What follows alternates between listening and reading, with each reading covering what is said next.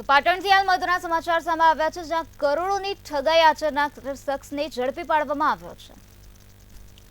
તો ઠગાઈનો આરોપી ઝડપાઈ ગયો છે. મુસ્કાન ક્રેડિટ સોસાયટીનો સંચાલક ઝડપાયો છે. બનાસકાંઠામાં 1.38 કરોડની ઠગાઈ આચરવામાં આવી હતી. તો સુમન પ્રજાપતિને પોલીસે ઝડપી પાડ્યો છે. કોર્ટમાં રજૂ કરાતા 3 દિવસના રિમાન્ડ મંજૂર કરવામાં આવ્યા છે.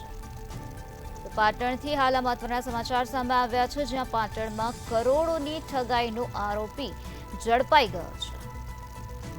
મુસ્કાન ક્રેડિટ સોસાયટીનો સંચાલક ઝડપાયો હોવાનું પ્રકાશમાં આવ્યો છે, જ્યાં બનાસકાંઠામાં 1.38 કરોડની ઠગાઈ આચરવામાં આવી હતી. સુમન પ્રજાપતિને પોલીસે ઝડપી પાડ્યો છે. કોર્ટમાં રજૂ કરાતા 3 દિવસના રિમાન્ડ મંજૂર કરવામાં આવ્યા છે.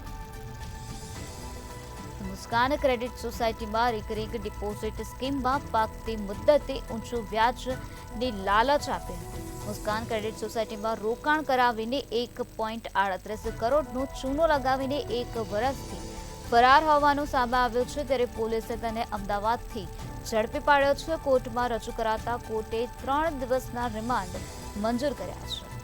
સુમન પ્રજાપતિને પોલીસે ઝડપી પાડ્યો છે અને આગળની કાર્યવાહી હાલ હાથ ધરવામાં આવે છે. કોર્ટમાં રજૂ કરવામાં આવતા કોર્ટ દ્વારા 3 દિવસના રિમાન્ડ મંજૂર કરવામાં આવ્યા છે. તો મુસ્કાન ક્રેડિટ સોસાયટીનો સંચાલક હાલ ઝડપાઈ ગયો છે. બનાસકાંઠામાં 1.38 કરોડની આ શખ્સે ઠગાઈ આચરી હતી. પાટણમાં કરોડોની ઠગાઈનો આરોપી હાલ ઝડપાઈ ગયો છે. કોર્ટ દ્વારા 3 દિવસના રિમાન્ડ મંજૂર કરવામાં આવ્યા છે.